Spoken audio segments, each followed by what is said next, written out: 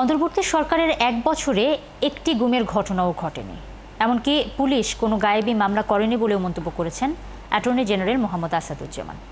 শুক্রবার এক অনুষ্ঠানে তিনি আরও বলেন, এই সরকারের সময় হওয়া ক্রসফায়ারের ঘটনাগুলো গুরুত্ব সহকারে দেখা হচ্ছে। আরও জানাচ্ছেন নূরনবী সরকার।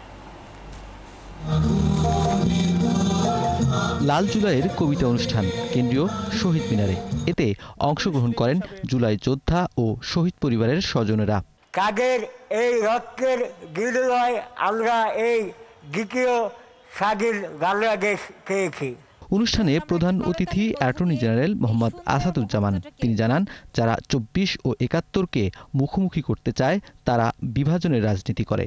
আজকে এক শ্রেণীর মানুষ তৈরি হয়েছে যারা একটি বিতর্ক এনেছেন ৭১ না ২৪। এই বিতর্ক অনাহুত, এই বিতর্ক বিভাজনের।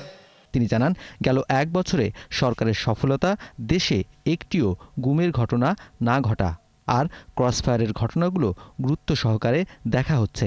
পুলিশের দায়ের করা মিথ্যা গায়েবী মামলার আসামি হয়েছেন। আমরা গত এক বছরের সফলতাই বলতে চাই, বাংলাদেশের পুলিশ গত এক বছরে একটিও মিথ্যা গায়েবী মামলা দায়ের করেনি। বন্ধুরা আমার, গত এক বছরে হাতে গোনা খুব ৮-১০টা ক্রসফায়ারের ঘটনা ঘটেছে, যেটা এই সরকার সর্বোচ্চ সতর্কতার সাথে বিশ্লেষণ করছেন।